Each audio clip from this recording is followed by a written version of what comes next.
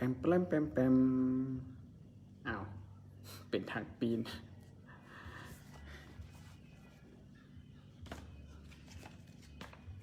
เดี๋ยวเขาสิท่าให้มีคนเข้ามาก่อนจากหน่อยเนาะก่อนที่จะเริ่มล้มกันเนาะตอนนี้ก็ขอเวลาเบิ่งข้อมูลงานเรียนก่อนแป๊บหนึ่งนะท่านผู้ชมทึบ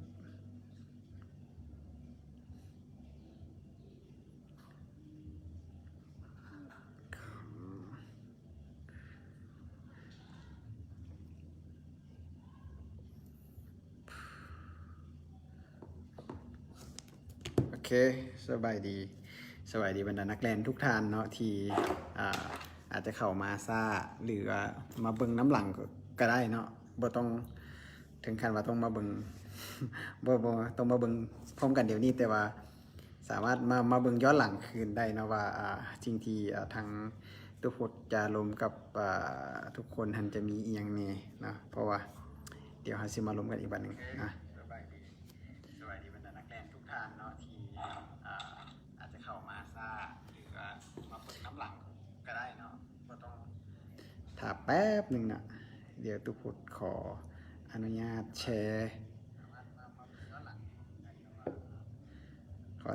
แป๊บหนึ่งนะแชร์ข่าวอย่างนี้คลิป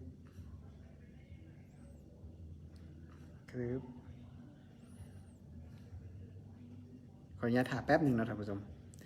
เดี๋ยวเรายังสิได้ลมกันเด้อเดี๋ยวเราสิลมกันเด้ออีกหน่อยเด้อตืดนะแล้วก็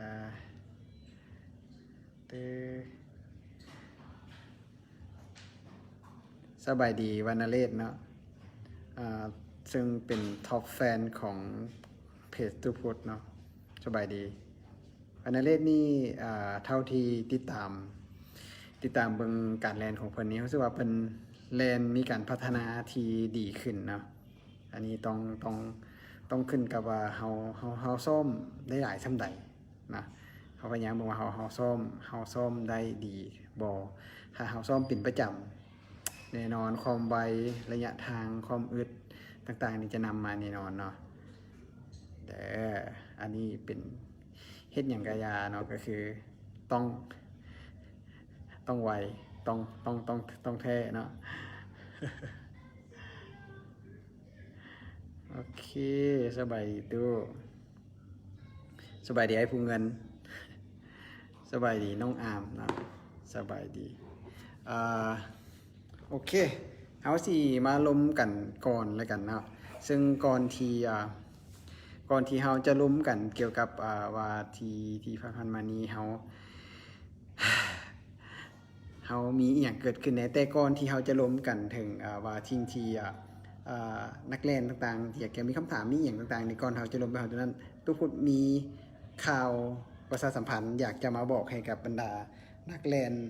หรือว่าโบแลนก็อย่าให้ได้ทราบน้ำกันเนาะมันจะมีแคมเปญหนึ่งของทีมไดชาเรนเนาะตัวนี้เนาะซึ่งตัวทีมได้เว้าอ่านแบบภาษาอังกฤษเป็นทีมไดแต่ว่าเว้าแบบภาษาลาวเป็นทีมได้ก็คือทีมเฮ็ดได้เนาะซึ่งชาวทีมเฮ็ดได้นี่แม่นเขาจะเป็นกลุ่มนักกีฬาทีมรถถีบส่วนหลายจะเป็นพวกที่ต่างประเทศแล้วก็นอกจากนั้นก็จะมีคนลาวเฮานักกีฬาทีมรถคนลาวเฮาหลายๆคนไปร่วมทีมกับเขาเจ้าเนาะซึ่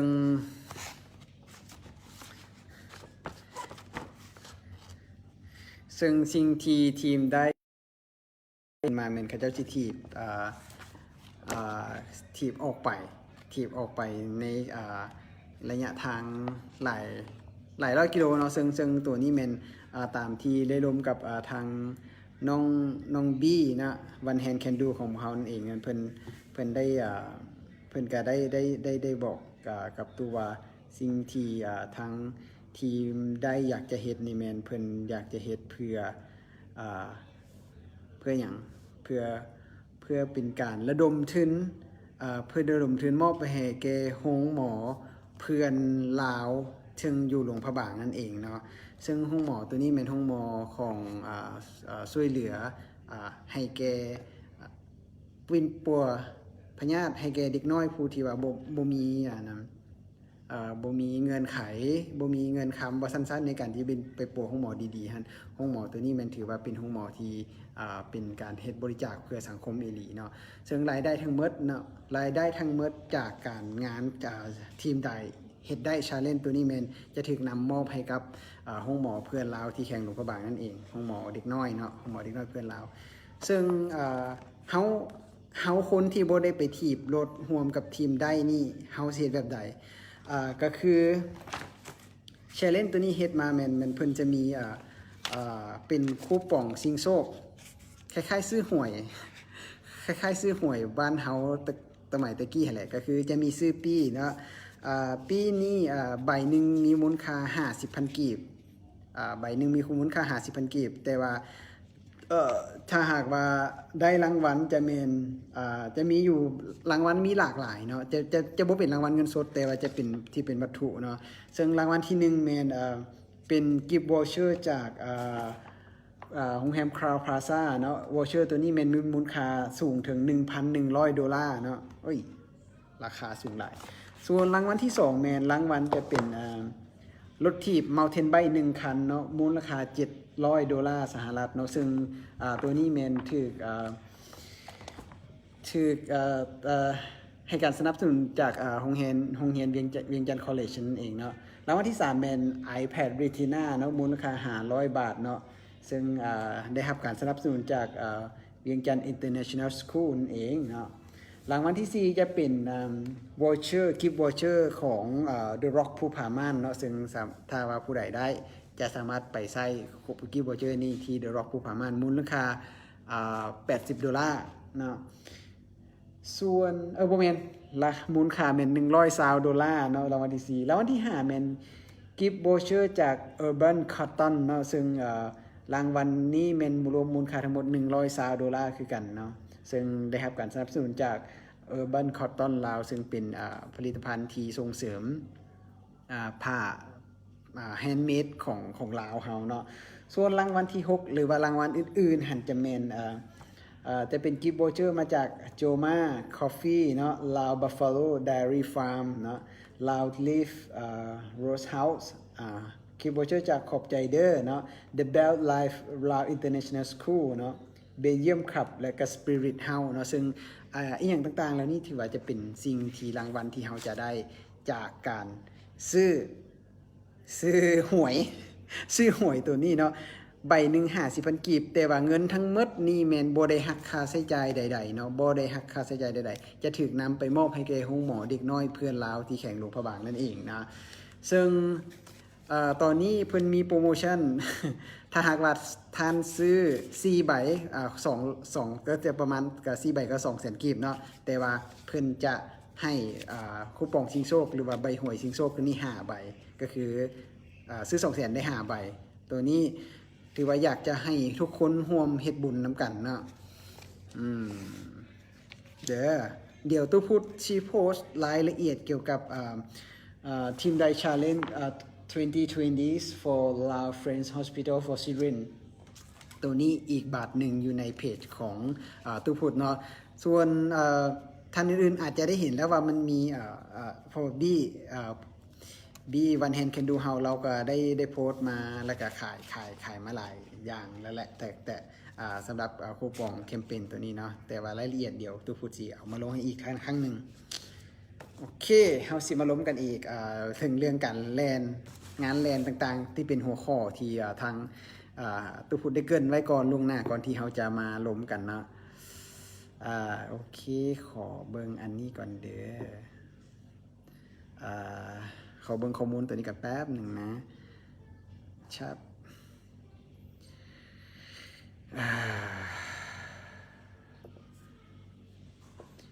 ก่อนอื่นหมดต้องขอบอกว่าเดือน4เดือน11ต่อเดือน12เนี่ยมันจะมีงานแลนต่อกันมาเรื่อยๆเนาะ เออไอเจกาเนาะพิรวันเพิ่นว่าซื้อได้แนวใดเดี๋ยวเขาบอกว่าอันนี้มันเฮ็ดบุญตัวนี้แม่นเดี๋ยวตุพุทธิโพสต์หลังจากนี้ตุพุทธิโพสต์เกี่ยวกับรายละเอียดของการซื้อตัวนี้อีกบัดหนึ่งเด้อแล้วจังใดแล้วเฮาอินบ็อกซ์รวมกันเดี๋ยวตุพุทธิอินบ็อกซ์ไปรวมอีกบัดหนึ่งเนาะว่าสิซื้อแบบใด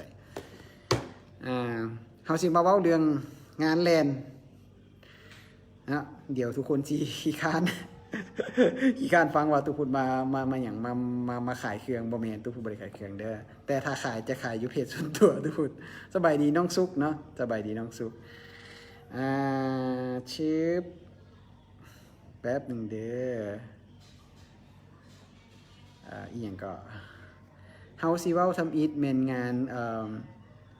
ของทีม We Run Challenge เนาะทีม We Run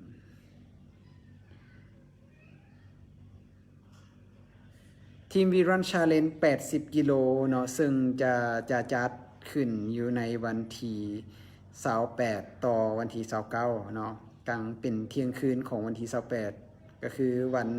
เสาร์อาทิตย์สิมานี่เนาะต่อวันอาทิตย์ที่29เป็น challenge โหดแท้ๆเนาะสำหรับนักแล่นเนาะสำหรับอุลตร้ามาราธอนตัวนี้เป็น80กิโลเนาะ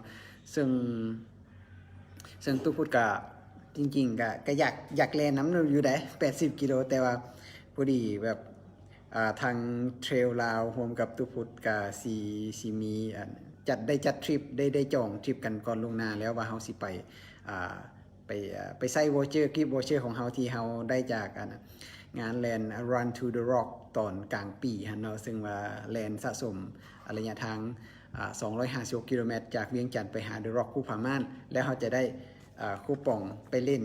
ขี่สลิงฟรีอยู่ The Rock ภูผาม่านก็เลยแบบมันโดดมาแล้วคันสิ้นปีนี้ที่ว่าวอเชอร์จะหมดอายุฉะนั้นพวกเฮาก็เลยถือโอกาสนี้แบบลาพักประจำปีแล้วก็ไปเที่ยวนํกันฉะนั้นงานนี้ตุพุทธก็เลยบ่ได้ห่วมเนาะสำหรับchallenge ของทีม We Run แลน80กิโลนี่เนาะซึ่งตามที่ตุพุทธไปอ่านมารายละเอียดของทีม We Run ที่เพิ่นเฮ็ดขึ้นมาในตัว80กิโลนี่เนาะอยากให้ทุกคนได้เห็น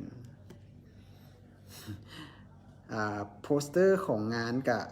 ออกมางามเนาะซึ่งตามเบิ่งนี่แมนได้รับการสนับสนุนจากโตโยต้าของลาวเนาะเป็นงานของทัดลวงเล็ก 80K Ultra เนาะซึ่งได้เปิดให้ลงทะเบียนไปแล้วเนาะค่าลงทะเบียนแมน200,000 กีบต่อคนเนาะ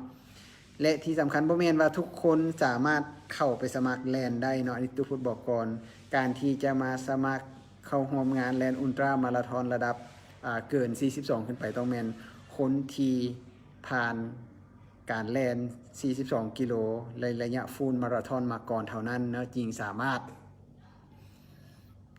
สมัครแล่นในรายการนี้ได้ซึ่งรายการตัวนี้challengeตัวนี้แม่นเพิ่นรับแต่50คนเท่านั้นเนาะเพิ่นรับแต่50คนเท่านั้นเด้อฉะนั้นถ้าหากว่าท่านเป็นคนที่เคยแล่นฟูลมาราธอนมาแล้วมีเซอร์ติฟายหรือว่ามีเซอร์ติฟิเคตจากงานแล่น42ของตัวเองผ่านมาสามารถสมัครเข้าร่วมงานตัวนี้ได้นะซึ่งเขาจะเห็นได้ว่าสิ่งที่เพิ่นจัดฮันแมนปึ๊บซันเดราจะแมนจัดเป็นวนลูปอยู่2ทางเนาะซึ่งระยะทำอิฐแมนพาร์ทที่1แมนจะแลนอยู่ในบริเวณเดินธาตุหลวงเนาะซึ่งเบิ่งตามข้อมูลมันจะแลน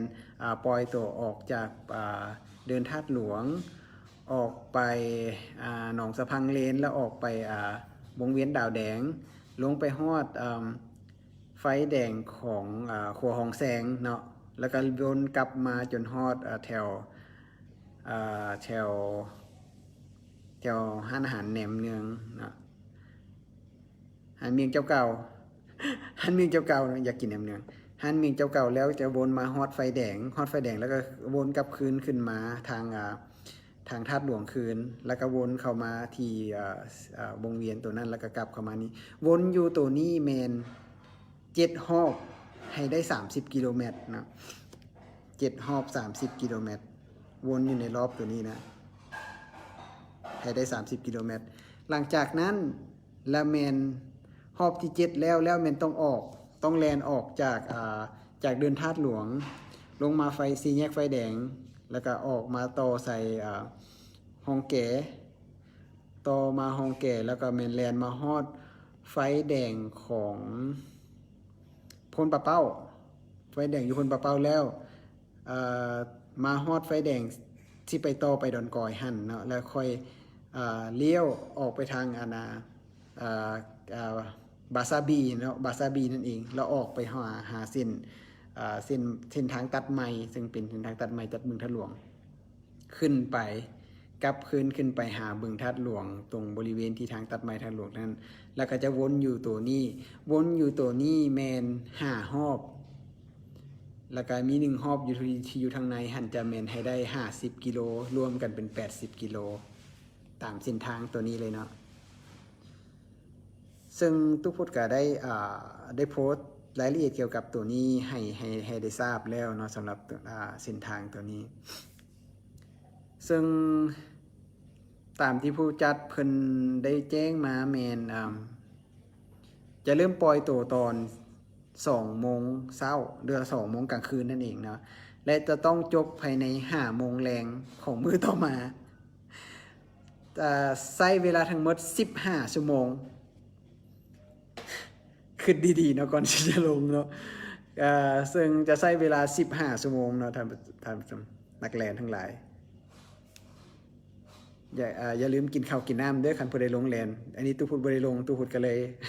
ขอเชียร์อยู่ไกลๆเนาะเบิ่งว่าผู้ใดที่จะเป็นคนชนะในรายการนี้เนาะซึ่งตามที่ตามมาแม่นกะมีหลายๆคนได้ไปลงทะเบียนเป็นที่เรียบร้อยแล้วโดยเฉพาะแม่นพวกนักแล่นที่เป็นที่ว่าฮาร์ดคอร์อีหลีเนาะฮาร์ดคอร์อีหลีเพิ่นลงทะเบียนไปแล้วเรียบร้อยขออนุญาตกินน้ำก่อนนอกจากนี้ทางว่าท่านใดที่ว่าอยากสนใจอยากจะลงทะเบียนแล้วแต่ว่าบ่แน่ใจว่าได้บ่ได้อีหยังจังใดสามารถเข้าไปเชิญอยู่ที่ Facebook ของทีม VRun เนาะทีม VRun แล้วก็จะเห็นดอกทีม VRun เนาะก็จะเห็นรายการตัวนี้ขึ้นแล้วก็มีหยังก็สามารถอินบ็อกซ์ไปลงเพิ่นได้โดยตรงเลยเนาะสำหรับรายการตัวนี้แล้วต่อมาเฮาสิลมแปลกประหลาดได้เพราะว่าอยู่ๆปุ๊บมาแบบอีกอาทิตย์ต่อมาก็คือวันที่5ต่อวันที่6จะมีงานของมีงานแลนเกิดขึ้นอยู่ในนครจำปาสักเป็นฟูลมาราธอนอีกอันนี้ก็น่าสนใจนะจำปาสักมาราธอน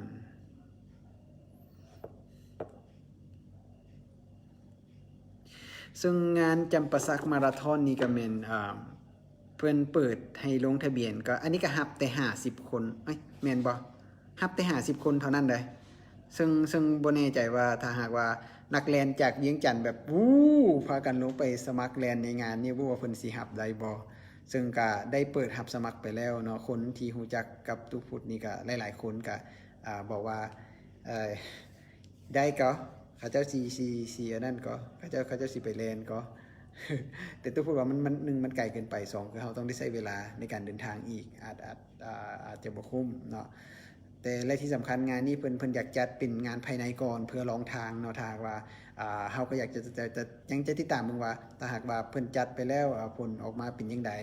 ได้ดีหรือบ่ดีจังไดซึ่งน่าจะมีฟีดแบ็กกลับมาอาจจะให้นักเรียนเฮาหั่นสามารถไปเรียนในงานของเพิ่นและเพิ่นอาจจะจัดใหญ่ขึ้นได้รับคนได้หลายขึ้นและอาจจะจัดได้หลายได้หลาย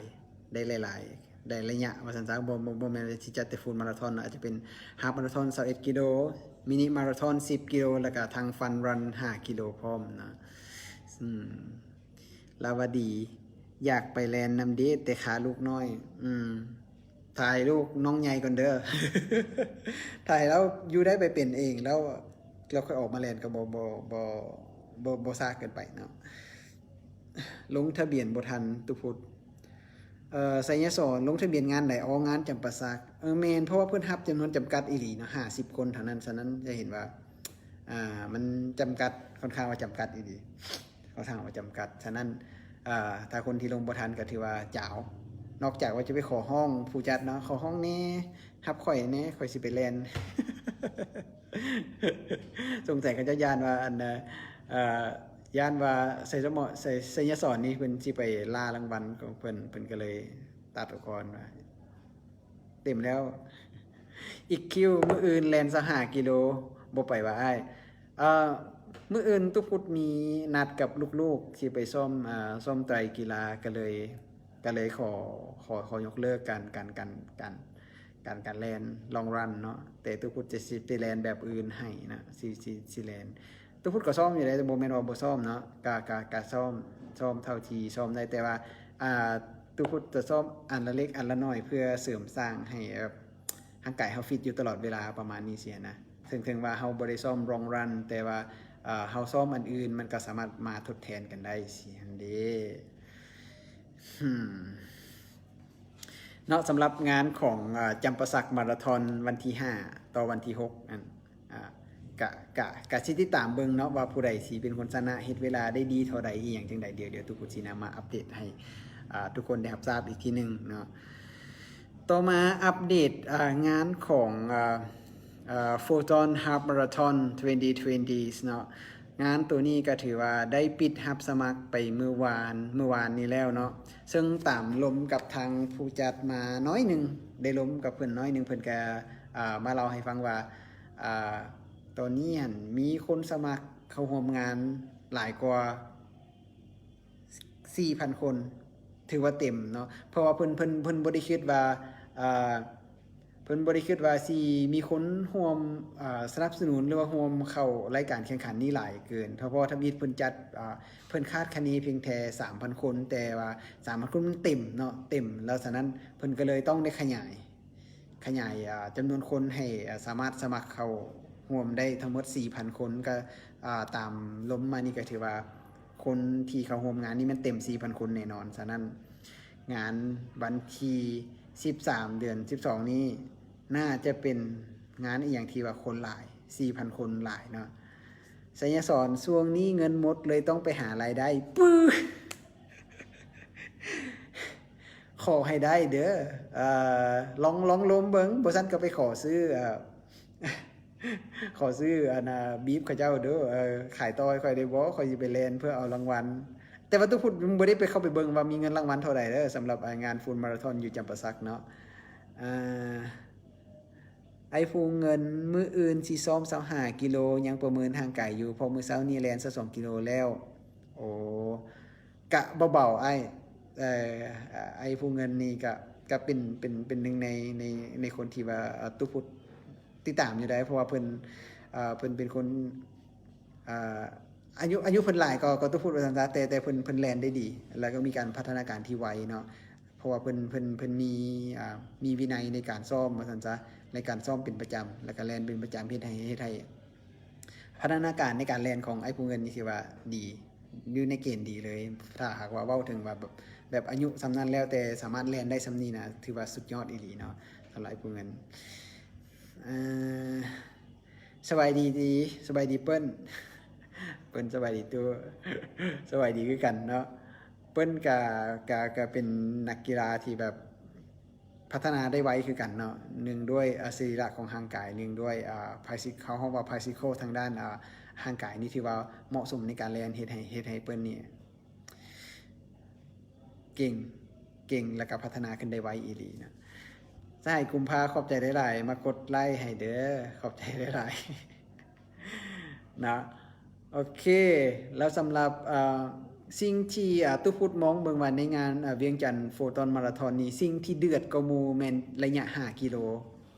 อันนี้จะเป็นสิ่งที่เดือดที่สุดและก็ระยะ10 กิโลเพราะว่าหยังเพราะว่า1เงินรางวัลปกติแล้วงานอื่นๆนะเงินรางวัลพวกฟันรัน5 กิโลเขาจะบ่มีให้แต่ว่างานนี้มีฉะนั้น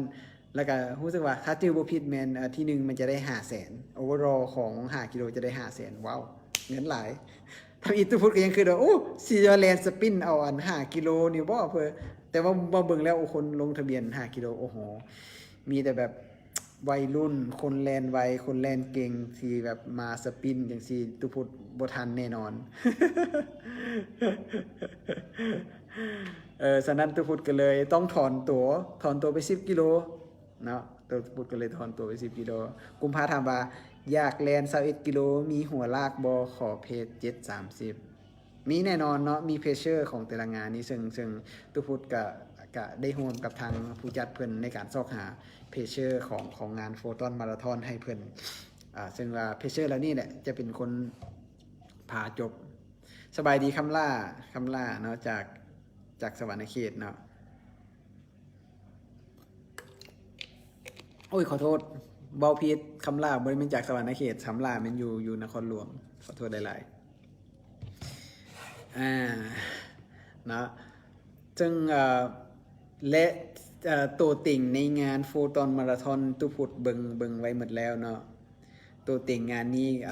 น่าจะบ่มีอย่างผิดน่าจะบ่มีอย่างผิดคาดเนาะน่าจะบ่มีอย่างพลิกล็อกเนาะ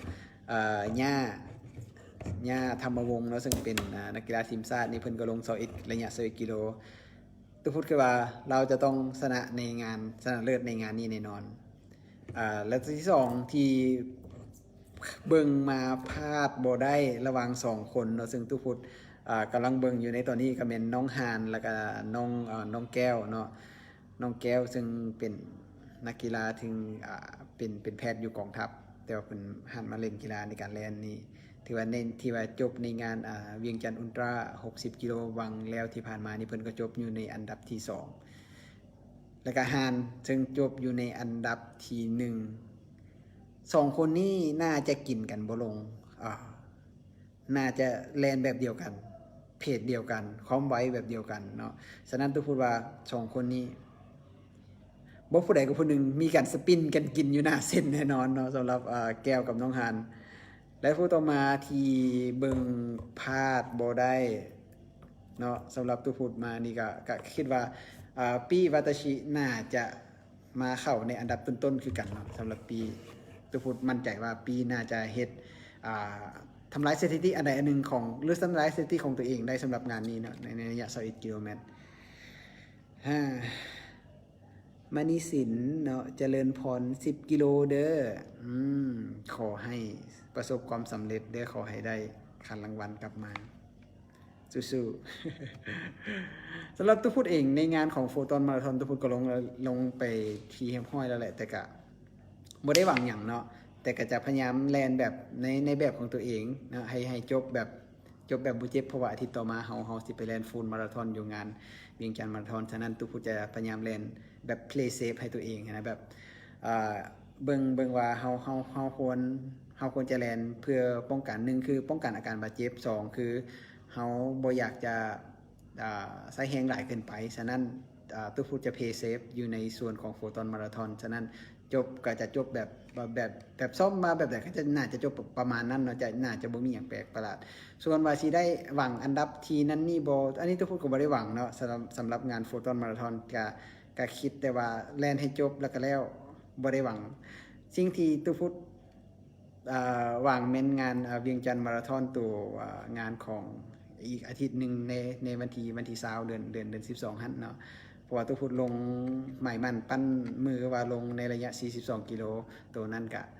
น่าจะคิดว่าตัวนั้นน่าจะเต็มที่แต่เต็มที่ที่สุดเนาะสำหรับงานนั้นไอ้ผู้เงินโฟตอนรุ่นอายุ50 plus มีไผแน่มีหลายไอ้ผู้เงิน เพราะว่าเท่าที่สังเกตรุ่นอายุ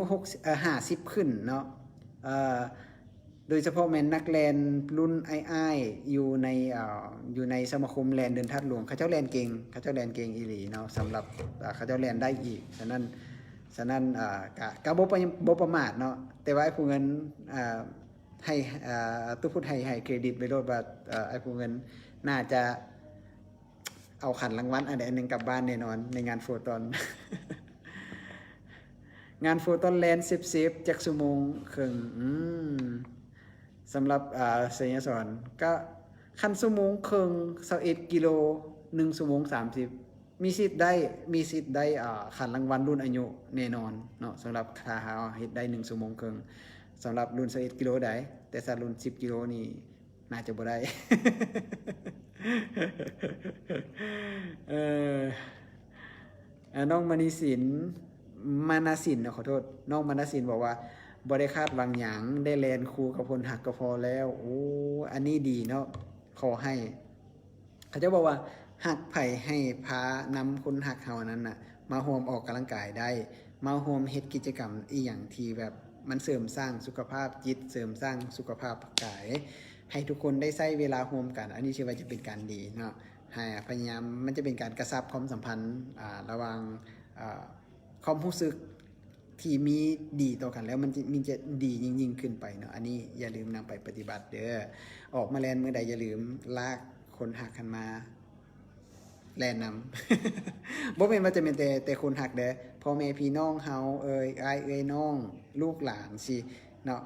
สามารถดึงเขาเจ้าเข้ามาร่วมแลนนำได้นี่จะดีที่สุดเนาะน้องวรรณเลศตู้พุทธาคนลง21กิโล2งานนี้ตู้พุทธคิดว่าเหมาะสมบ่เหมาะสมเพราะว่ามันยังได้อยู่เพราะว่าห่างกัน1อาทิตย์ถ้าจบงานนี้1อาทิตย์แล้วงานต่อไปอีกอาทิตย์นึงพุ่นน่ะมีเวลา6มื้อในการฟื้นฟูสภาพร่างกายก็น่าจะเพียงพอสำหรับคนที่แบบว่าค่อนข้างว่าซ้อมเป็นประจำเนาะคันคนบ่ได้ซ้อมเป็นประจำนี่ถ้าว่า2อาทิตย์ต่อกันแล้วแล่น21กิโลนี่ก็งานที่2อาจจะเฮ็ดได้บ่ดีเพราะว่าร่างกายอาจจะฟื้นบ่ทันตัวพุทธเคยแลนฟูลมาราธอน42กิโลมาแล้ว2อาทิตย์ต่อกันเมื่อปีที่แล้วกะงานทำอิฐเมนเฮ็ดได้3ชั่วโมง27นาทีแล้วอีกวันอาทิตย์ต่อมาก็ไปแลนฟูลมาราธอนอีกงานหนึ่งอยู่ไทยเนาะกะเฮ็ดได้เวลา3ชั่วโมง45นาทีกะเกินเวลาไปหลายจะเห็นว่าเฮาการพักผ่อนเฮายังบ่ทันพอร่างกายเฮายังฟื้นบ่ทันแต่ว่าเฮาก็เฮ็ดได้อยู่แต่ว่ามันก็จะบ่เต็มที่บ่ได้ดีเท่ากับงานทำอิฐฉะนั้นถ้าหากว่าบ่ได้หวังหยังเนาะถ้าว่าบ่ได้หวังที่จะชนะบ่ได้หวังที่จะได้เหรียญอีหยังต่างๆนี่ลง2งานก็รอดอย่างสวยงามแน่นอนเนาะบุปผาแก้วมงคลบอกว่าสบายดีทุกคน21กิโลครั้งแรกที่ลงเคยแลนสูงสุด19กิโลเพจ 6.70 มีขอคำแนะนำแน่ลง21กิโลเมตรครั้งแรกแล้วก็เคยแลนไก่สุดแมน19กิโลใช้เวลาประมาณ10ประมาณ2ชั่วโมงกว่าจบแน่นอนแต่ว่าพยายามแลนรักษาเพราะว่าเฮาแลนระยะไกล21กิโลมันบ่ได้เป็นง่ายๆนะตัวเลข21นี่เฮาคิดว่ามันน้อยแต่ว่ามันความเป็นจริงแล้วมันยากมันต้องใช้ความพยายามอย่างสูงเพื่อจะไปให้ฮอดตัวนั้นนะต้องฉะนั้นเฮาต้อง play safe ให้ตัวเองนะ play safe ให้ตัวเองคือหยังเวลาแลนบ่ต้องฟาวเพราะว่าเฮาฟาวจังได๋เฮาก็บ่สามารถจะไปชนะบ่สามารถที่จะไปทันคนที่เก่งๆนักแลนที่เป็นนักแลนอาชีพเขาเจ้าแลนไปฮอดเส้นชัยหมดแล้วฉะนั้นสิ่งที่เฮาเฮ็ดคือเฮาอยากชนะตัวเองเฮาจะ play safe ให้ตัวเองเฮาเฮ็ดจังได๋เฮาแลนตามความรู้สึกเฮาเมื่อยเฮาก็แลนช้าลงเมื่อยหลายเฮาก็ย่างจุดให้น้ำทุกจุดเฮาต้องหยุดกินเนาะเฮาต้องหยุดกินเฮาต้องหยุดกินให้หมดเนาะเพราะว่าเฮาบ่ฮู้ว่ามันสิเกิดหยังขึ้นในข้างหน้าเฮาบ่ได้ฮู้เลยฉะนั้นนี่จะเห็นว่าพยายามนะพยายามอย่าให้ตัวเองเจ็บว่าซั่นซะฉะนั้นจะต้องแล่นไปโดยความรู้สึกว่าเฮาแล่นโดยความสบายเฮาบ่ได้แล่นแบบถูกบังคับให้แล่นแต่ว่าพวกที่แล่น42กิโลเนี่ยหลังจากกิโลเมตรที่30ขึ้นไปนี่มันความรู้สึกนั่นแหละ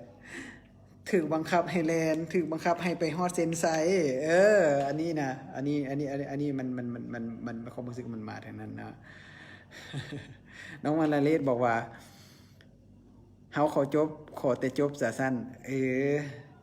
แต่คันวรรณเรศคิดจังสั้นนะงานงานโฟตอนวันที่13นะวรรณเรศอาจจะเฮ็ดได้ดีพยายามงานใดงานหนึ่งเพลย์เซฟงานใดงานหนึ่งดีกว่าถ้าคิดว่าตัวเองแบบพร้อมที่จะแบบอัดเต็มที่ฮะนะใครอยากไปอัดงานวันที่20กับงานวันที่13นี่ก็แล่นปกติธรรมดาบ่ต้องเล็งแล้วก็ไปเพื่อจงแหงให้มันฟื้นทันแล้วก็ไปแล่นอัดเต็มที่ในงานวันที่20หรืองานอยากจะอัดเต็มทีในงานของโฟตอนเขาก็อัดเต็มทีตัวนี้โลดส่วนงานวันที่20มันก็เอาแค่จบก็พอสิกันน่าจะบ่มีปัญหาเนาะสอนเนาะสวัสดีทุกคนสวัสดีคำล่าบ่แม่นบ่ได้หวังรางวัลดอกชนะตัวเองพาตัวเองจบเพราะมือใหม่อยู่คำล่านี่ก็ถือว่าเป็นนักเรียนที่แบบอึดทนเด้แต่ว่าพยายามเรียนรู้เทคนิคพยายามเรียนรู้เทคนิคศึกษาตัวเองศึกษาด้วยตัวเองไปก่อนเนาะอาจจะศึกษาจากหมู่เพื่อนคนหรือว่าคนนักเรียนที่เขาเจ้าแรงเก่งๆเนี่ยถ้ามีโอกาสได้พบปะหรือว่าได้รู้จักกับได้พบปะเขาเจ้าในถามเขาเจ้าโลดแบบมีอีหยังอยากจะพัฒนาในส่วนของเขาเจ้านะซึ่งตู้พูดเองก็ถ้าเห็นก็สามารถถามได้อีหยังที่ว่าแบบตู้พูดจะบอกหมดเนาะตู้พูดบ่เคยเก็บแบบเคล็ดลับบ่อีหยังต่างๆนี่ไว้กับตัวเองนี่บ่เคยเนาะคันคนถามตู้พูดยินดีที่จะบอกเท่าที่ตัวเองฮู้ว่าซั่นซะแล้วก็เฮ็ดได้ทำที่ตัวเองเฮ็ดได้ว่าซั่นก็เป็นการแบบช่วยให้นักเรียนใหม่ๆนักเรียนหน้าใหม่นี่เขาเจ้าแบบมีกำลังใจในการออกมาเรียนหลายขึ้นว่าซั่นซะเนาะและสำหรับ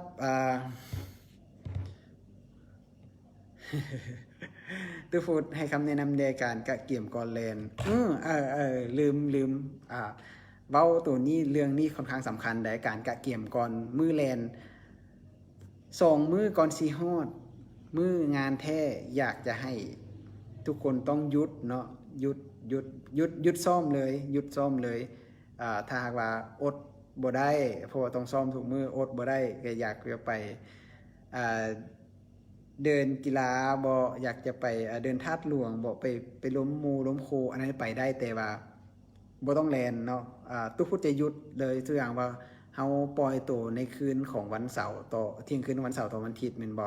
วันพฤหัสทุกพุทธจะหยุดเลยจะหยุดบ่ซ้อมบ่หยังเลยแต่ก็อาจจะมีออกไปพบปะหมู่ครูกินอาหารก็กินปกติเนาะกินอาหารก็กินปกติแต่ถ้าว่าจะกินแบบจะเน้นอาจจะเน้นพวกทับแป้งเล็กน้อยในคืนของมื้อวันศุกร์หันไว้เลยเนาะเพราะมันจะเก็บพวกทับแป้งตัวนั้นไว้ในมื้อของวันเสาร์หันพยายามอย่ากินอีหยังที่แบบเฮ็ดให้เฮาเจ็บท้องเสียนะพวกต่ำบ่พวกข้าวเปียกเผ็ดบ่ข้าวปุ้นบ่อีหยังที่เฮ็ดให้ตัวเองแบบท้องเสียระหว่างทางเนี่ยให้หยุดบ่กินแนะนำให้กินข้าวเจ้าข้าวเหนียวได้เนาะแล้วก็กินพวกสิ้นแห้งพวกอีหยังนี่ไปเนาะเพื่อกันอาการแบบเฮาจีปวดอึกลางทางนะเพราะว่าตัวพุทธเคยเกิดมาแล้วเป็นงานแลนอยู่ที่อุดรธานีอยู่อุดรเนาะเมื่อปี2018เป็นงานแลนเป็ดอันนั้นก็แลนอย่างตายเพื่อไปเข้าห้องน้ำอันนั้นบ่อยากเฮ็ดท่าว่าเพราะว่างานของบ้านเฮาน่าจะบ่มีห้องน้ำเคลื่อนที่อยู่ในระหว่างทางฉะนั้นต้องช่วยตัวเองฉันต้องเซฟตัวเองเต็มที่คือก่อนมื้อที่จะแลนหั่นน่ะก่อนมื้องานหั่นน่ะพยายามอยากกินอีหยังที่มันเฮ็ดให้เฮาท้องเสียเจ็บท้อง เพราะว่าเกิดอันนั้นขึ้นมาเลยแบบเฮาพลาดมาแล้วแบบเฮาพลาดเลยสิได้เนาะและส่วนอันที่สำคัญก็แม่นการเตรียมตัวอีกอย่างนึงก็แม่นเช็คอุปกรณ์ของเฮาให้มันครบถ้วนถูกต้องเนาะโมงสมาร์ทวอทช์เฮาต้องสากไว้ถึงว่ามันจะยังมีแบตเตอรี่เหลือเท่าใดก็ย่าแต่ตู้พุดควรแนะนำว่าเฮาควรจะสากไว้ให้มันเต็มควรสากไว้ให้มันเต็มหมวกเดสงใจ บางคนก็ใส่หมวกบางคนก็ใส่ผ้าคาดหัวเพื่อกันเหงื่อมันตกมาใส่หน้าทุกผู้จะใส่มักจะใส่หมวกเนาะใส่หมวกของปีเตอร์เชดที่เป็นสปอนเซอร์เนี่ยหมวกตัวนั้นมันจะกันบ่ให้เหงื่อมันตกลงมาใส่หน้าอันนี้ก็กันได้ส่วนหนึ่งนี่คือกันต่อมากะเพราะว่าถ้าหากว่าแลนฟูลมาราธอนมันถูกปล่อยตัวตั้งแต่3 โมงเช้าหรือว่า2 โมงเช้าสิบางงานถ้าว่าตามเส้นทางแล้วแบบเป็นสิ่งที่ทางผู้จัดเห็นว่ามันบ่มีไฟทางเนี่ยเขาจะอาจจะมีการบังคับให้ใส่ไฟสายคาดหัวเพราะว่าเพื่อป้องกันอุบัติเหตุรถที่อาจจะแล่นสวนมาได้บ่อย่างต่างๆนี่อาจจะเหตุให้เฮาเกิดอุบัติเหตุได้ฉะนั้นเพิ่นอาจจะมีการบังคับแต่ว่าทางงานได้เพิ่นสำรวจเส้นทางมาแล้วเห็นบ่ว่าทางนั้นมันหุงดีมีอาสาสมัครอยู่ตามแต่ละจุดให้เรียบร้อยมีมาร์เชลที่คอยตามนักแล่นได้นี่ก็ถือว่าปลอดภัยครับก็บ่จำเป็นต้องใส่นะอันต่อมาที่ตู้พูดอยากจะแนะนำก็คือเกิบเฮาบ่ควรจะใส่เกิบใหม่เนาะอันนี้ระวังไว้เลยบางคนแบบ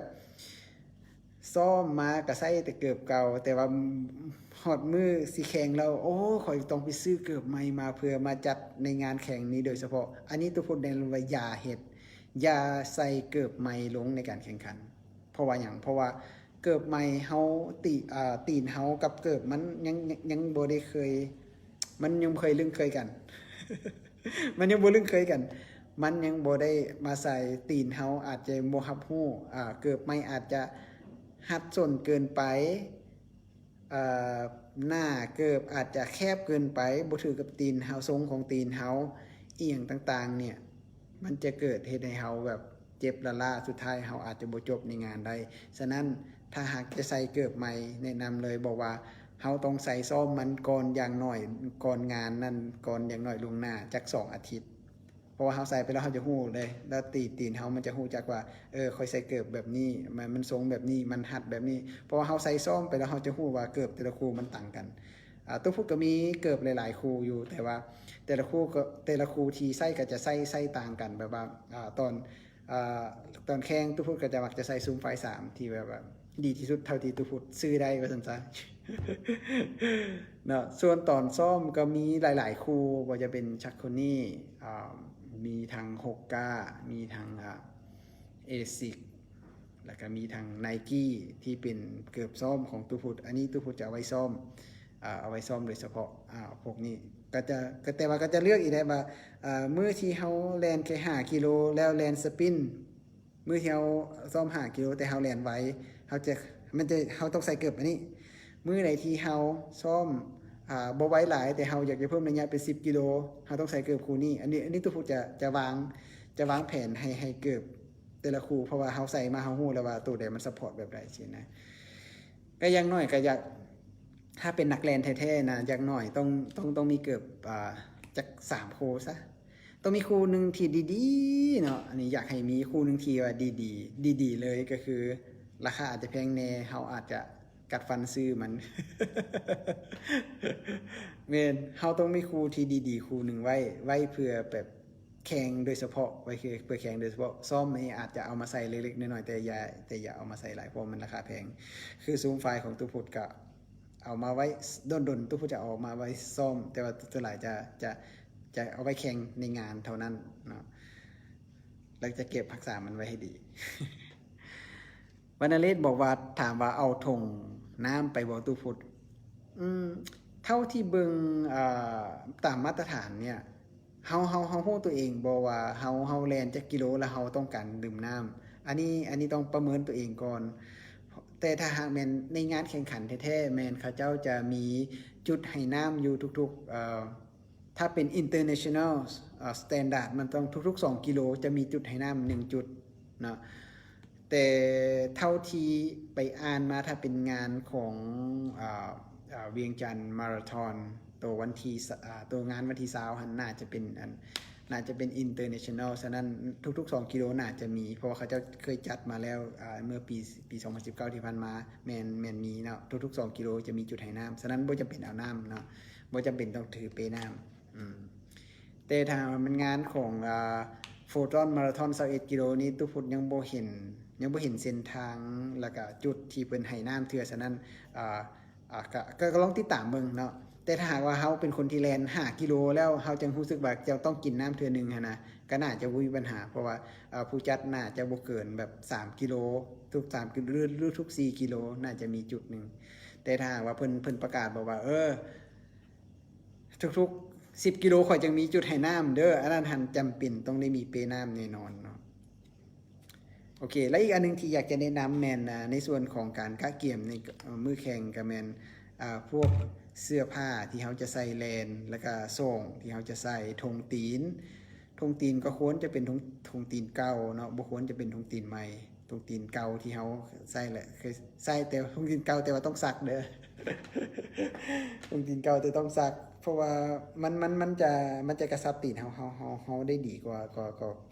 คู่ใหม่อาจจะบ่ดีอาจจะเสียดสีอีหยังต่างๆตีนเฮาเฮ็ดให้เฮาเกิดอาการบาดเจ็บได้หรือว่าเกิดแบบคันยิกๆยอกๆอีหยังเฮ็ดให้เฮาแบบแลนบ่มีความสุขนะอันนั้นจะเป็นอีกเหตุผลนึงส่วนเสื้อที่ใส่ก็แล้วแต่คนเนาะบางคนก็จะมักแบบเป็นเสื้อกล้ามบางคนก็จะใส่แบบเสื้อของเสื้อที่เป็นเสื้อยืดของงานสิก็ได้นะเพราะว่าเสื้อยืดของงานเขาเจ้าดีไซน์ออกมาให้เพื่อใส่แลนอยู่แล้วแต่ว่าเท่าที่ตูพุทธเลนพันมาแม่นตุพุทธจะใส่เป็นที่เป็นเสื้อกล้ามแขนกินอย่างซี่มันก็จะช่วยระบายเหงื่อช่วยระบายความร้อนของร่างกายได้ดีกว่านะส่วนบางคนเนาะอาจจะถามว่าอยากจะถือโทรศัพท์ไปน้ำถ้าอยากถือโทรศัพท์ไปน้ำต้องมีสายคาดแอลแล้วก็เอาธงคาดแอลที่ว่ามีสามารถใส่โทรศัพท์ได้แต่ถ้าว่าเป็นนักเล่นสปินแล้วเขาจะบ่สนเรื่องโทรศัพท์ปานใด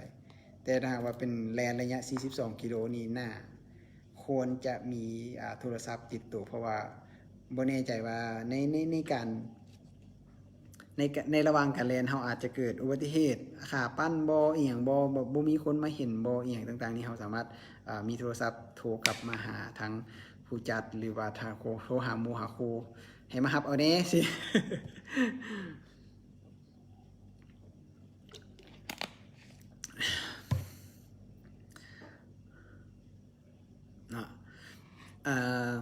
อัปเดตอีกน้อยหนึ่งนะสำหรับในงานของเวียงจันทร์มาราธอนก็มีการประกาศเงินรางวัลชนะเลิศ overall สายยิงออกมาเรียบร้อยแล้วเนาะก็รางวัลต่ำกว่าปีกายได้ยินว่าสั้น เหมือนบ่อันนี้ทุกคนก็ยังบ่ได้ไปเทียบเสื้อเพราะปีกายทุกคนได้รุ่นได้ที่3รุ่นอายุก็ได้เงินเท่าไหร่ก็ได้เงิน6แสนแต่ปีนี้บ่ว่าได้เท่าใด อาจจะบ่ได้เนาะเพราะว่าปีนี้คนเก่งๆหลายเนาะ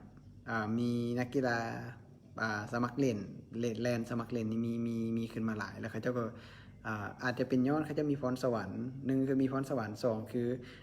ระบบสรีระของร่างกายเขาเจ้าให้ได้นะมาซ่อมแบบจริงๆจังๆประมาณ 4-5 เดือนสิเขาเจ้าก็แบบบู้ขึ้นมาอยู่แถวหน้าได้จังซี่ได้เนาะสำหรับปีนี้หั่น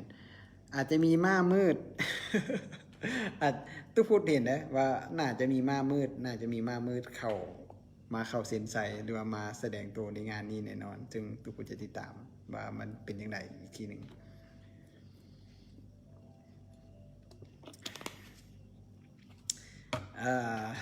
และอีกอันนึงเนาะสิ่งที่ตุพูดอยากจะแนะนำอีกทีหนึ่งก็เป็นในส่วนของนักกีฬาที่หวังมาแลนใหม่ๆนะอยากจะเฮ็ดเวลาดีๆอยากจะได้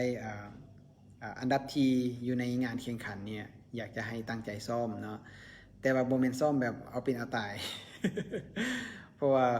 เฮาซ้อมต้องมีระเบียบซ้อมต้องมีแบบแผนเนาะซ้อมต้องมีระเบียบซ้อมต้องมีแบบแผนฉะนั้นสิ่งที่มันจะ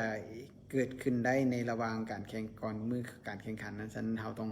รู้จักการวางแผนในการแล่นของตัวเองให้ดีนะเพราะว่าบ่มีไผฮู้กำลังของเราดีเท่ากับตัวของเราดอกเนาะเพราะว่าแม่นว่าเฮาสิแล่น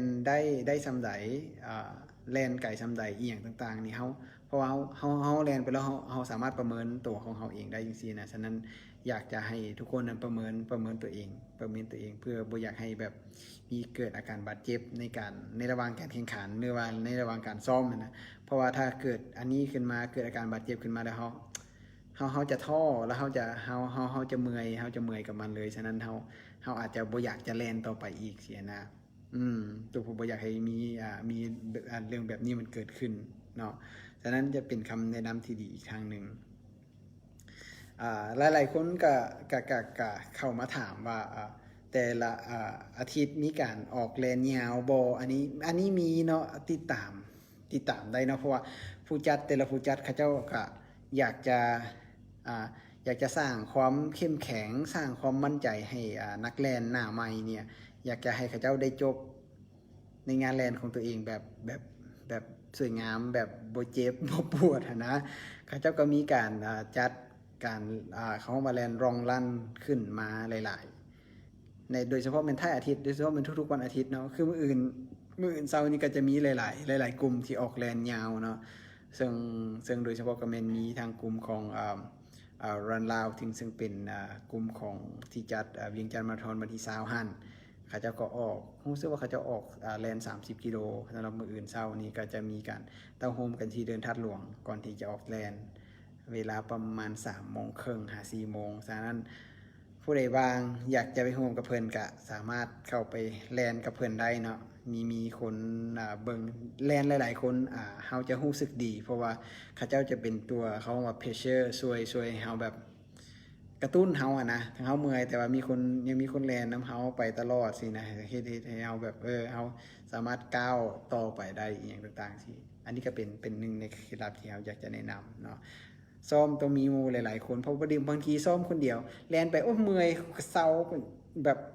ย่างเองก็ได้สิบ่มีไผว่าหยังแต่ว่าถ้าหาว่าเราไปซ้อมหลายๆกับหลายๆคนนะเขาจะแบบเขาจะแล่นแล้วเขาจะแบบมีคนส่วนลมส่วนเว้าอีหยังไปนำสิเฮ็ดให้เราแบบ1คือลืมความอึดเมื่อย2แม่นเฮ็ดให้เราแบบ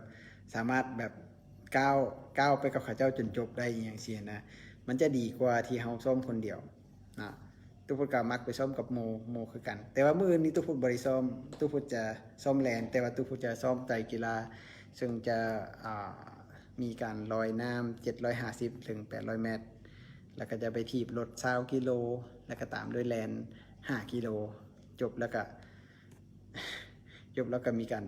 กินข้าวเช้านำกันกับทีมไตรลาวเนาะซึ่งตุพุทธจะไปซ้อมด้วยนะเพราะว่าขาดซ้อมไตรกีฬามาประมาณ3 อาทิตย์แล้วนะเพราะอาทิตย์ที่แล้วนี่ตุพุทธก็ไปนอนแคมป์อยู่ตีนภูเขาคอยแล้วก็มื้อต่อมาก็มีการขึ้นภูเขาคอยอีกทีนึงที่ก่อนที่เห็นรูปอยู่ในเพจของตุพุทธนั่นแหละเว้าอีกน้อยนึงซะเรื่องการไปย่างป่าไปไฮกิ้งนะภาษาอังกฤษเขาบอกไปไฮกิ้งภาษาลาวอาจจะบอกว่าไปย่างป่าเขาบ่ได้แลนเขาบ่ได้แม่นว่าเทรลเถื่อเนาะคันเทรลจะต้องแม่นแลนต้องมีการแลนแต่ว่าอันนี้เขาไปไฮกิ้งก็คือการไปย่างป่าซึ่งการไปย่างป่ามันจะต่างกับเฮาแลนหลายแต่ว่าสิ่งที่อยากจะแนะนำบ่แม่นว่ารูปที่ตุพุทธไปแบบสวยงามอลังการแบบสิได้มาแบบขึ้นไปชิวๆแล้วไปถ่ายรูปงามๆมาบ่แม่นเนาะอันนั้นเป็นภาพลวงตาซึ่ง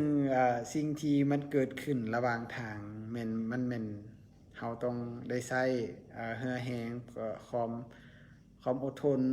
อย่างสูงก่อนที่เฮาจะไปฮอดจอมภูได้อันนี้นี่อยากจะถ้าหากว่าผู้ใดอยากไปนี่แม่นอยากจะแนะนำให้แบบฝึกตัวเองฝึกย่างซ้อมแลนให้ได้หลายๆเนาะเพราะว่าคือทริปที่ตุพุทธไปแม่นมีระยะทางเพียงจากตีนภูไปบอนที่ตั้งเต้นนอนไปฮอดจอมภูมันมีแต่ประมาณ10 กิโลแต่ว่าเฮาใช้เวลาขึ้นไป10 กิโลแม่นประมาณเกือบ6 ชั่วโมงพุ่นใดเกือบ6 ชั่วโมงจึงฮอดจอมภูแล้วลงมาอีกก็ต้องน่าจะใช้เวลาประมาณ5 ชั่วโมงฉะนั้นมันยากมันสูงมันสันมันเมื่อยคันไปอันนี้ทริปนึงน่ะซ้ำกับว่าเฮาแลนฟูลมาราธอน42 กิโลครั้งนึงเลยอันนี้ตุพุทธบอกเลยเนาะฉะนั้นพุทธาผู้ใดอยากไป อย่าลืมติดตามอยู่ในเพจของเทรลลาวเนาะซึ่งทีมเทรลลาวก็พร้อมที่จะให้คำแนะนำพร้อมที่จะบอกหรือว่าพร้อมที่เวลาเขาจะมีการจัดทริปไปอย่างต่างๆเนี่ยเพิ่นก็น่าจะมีการบอกกล่าวทางว่าอยากไปได้แต่ว่าต้องรับผิดชอบตัวเองเนาะเรียกไปได้ต้องรับผิดชอบตัวเองซึ่งวิดีโอในอันที่ไปภูผาใดอาทิตย์ที่แล้วนี่ตุพุทธเฮ็ดใกล้สิแล้วแหละยังเหลือขั้นตอนของการปรับไทม์ไลน์ของวิดีโอน้อยหนึ่งละน่าจะบ่เกินมืออื่นตุพุทธน่าจะปล่อยวิดีโอตัวนี้ออกมาให้ทุกคนได้เบิ่งกันเนาะมวนมันหาโหด สำหรับมื้อนั้นเนาะเพราะว่าในทริปนั้นหันแบบมีคนหนึ่งบาดเจ็บเนาะก็เลยเฮ็ดให้พวกเราจังได๋วะ12 โมงเที่ยงคืนของมื้อต่อมาเฮาจึงลงมาฮอดตีนโพเนาะอันนี้เว้าเตือนไว้ก่อนสำหรับผู้ที่จะไป ฉะนั้นไปแล้วพยายามอย่าให้ตัวเองบาดเจ็บเนาะอันนั้นสำคัญหลาย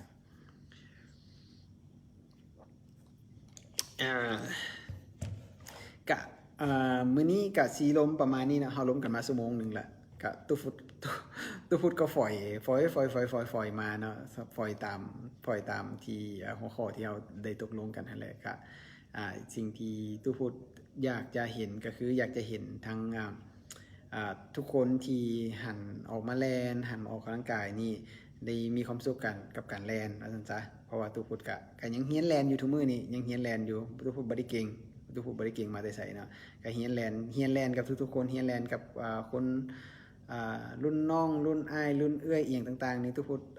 จะพยายามเรียนรู้จากเขาเจ้าว่าเขาเจ้าแลนแบบใดเขาเจ้าเฮ็ดแบบใดเขาเจ้าจึงสามารถแลนได้ดีจังซี่นะแล้วนำมาปรับให้กับสไตล์การแลนของตัวเองว่าบางทีเฮาปรับแบบเพิ่นได้สิก็ดีแต่ก็บ่ได้อีหยังสิมันจะเฮ็ดให้เฮาแบบมีความมั่นใจในการที่จะแลนนาคินสบายดีทุกคนทันมาส่งแต่เขานอนเขียวนอนซะเพราะว่านาคินเนี่ยแลนเศร้าแลนแรงมือบ่แม่นมือละ20-30 กิโลพุ่นวะสิเป็นเทพอันเมืองหลวงพระบางแล้วติเนาะฉะนั้นอย่าลืมเด้อต้องติดตามอยู่เด้อนาคินเพิ่นสิลงมาแลนทีมวีรันชาเลนจ์80 กิโลเมตรนี่แต่ตัวพูดบ่อยู่แต่ว่าสิส่งกำลังใจให้เด้อเชียร์สู้ๆเอาสำหรับมื้อนี้ถ้าหากว่าบ่มีไผถามอีหยังแล้วดิตัวพูดสิขอลาไปก่อนเนาะเพราะว่าก็ไปนอนพักผ่อนเพราะมื้ออื่นก็มีการซ้อมทุกคนท่านอื่นๆก็สิมีไปซ้อมลองรันเนาะมื้ออื่นมีแผนแล่น21 กิโล30 กิโล10 กิโลอันนี้ทุกคนใช้วันทิศให้เป็นประโยชน์เนาะใช้วันทิศให้เป็นประโยชน์นาคินก็อย่าลืมเด้อแลนแล้วส่งผลมาเนี้ยตุพุทธสิได้ตุพุทธติดตามอยู่เห็นเพิ่นตลอดเนาะสำหรับมื้อนี้ตุพุทธขอกล่าวคำว่าสบายดีเนาะแล้วก็กุดไนท์แล้วก็เฮาสิพบกันในการไลฟ์ครั้งต่อไปเมื่อเฮาอาทิตย์หน้าที่จบทีมวีรันชาเลนจ์นะขอบใจหลายๆตุพุทธบ่ได้ไปเบิ่งเตะบาน เอ้าสิจบแล้วตุพุทธบ่ได้ไปเบิ่งเตะบานเนาะกะตุพุทธกะค้าลูกค้าหลานเนาะแล้วก็ไปซ่อมรอยน้ำในมื้อแลงนี้เนาะรับฝันดีบ๊ายบาย